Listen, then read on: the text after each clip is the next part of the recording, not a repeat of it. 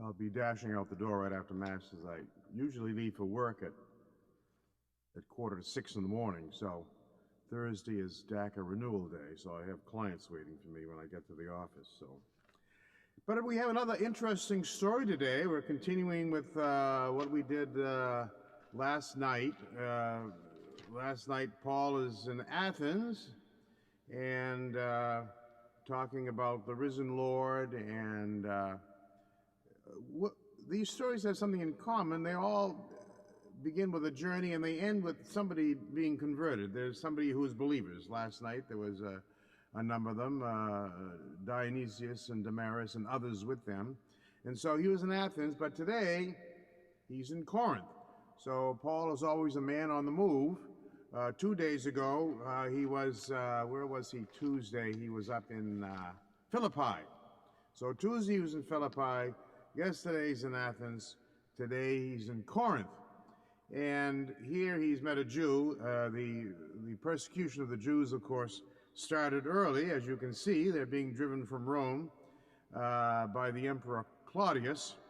And so he meets the Jew Aquila and his wife Priscilla. And Silas and Timothy have finally come down from Macedonia. Yesterday, as you recall, he was sent word that he wanted them with him.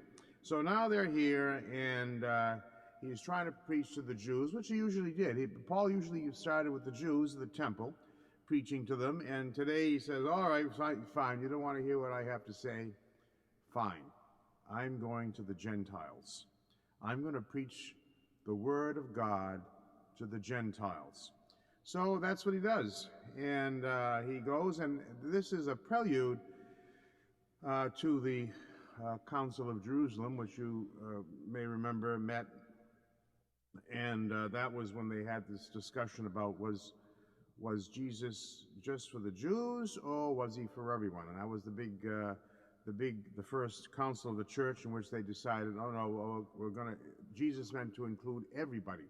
It wasn't just for the Jews; it was for everybody. So this is Paul's reference to that. From now on, I will go to the Gentiles, he says.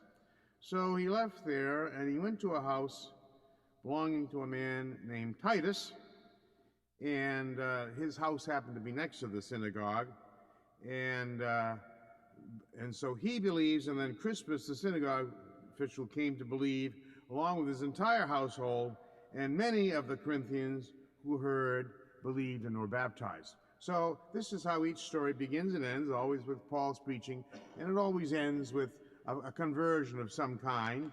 I won't be here tomorrow, but again, he's still be in Corinth tomorrow, so he's staying there a few days. He'll be in Corinth again tomorrow, and another story, which I presume Father Jim will do, and I think he's still going to be here.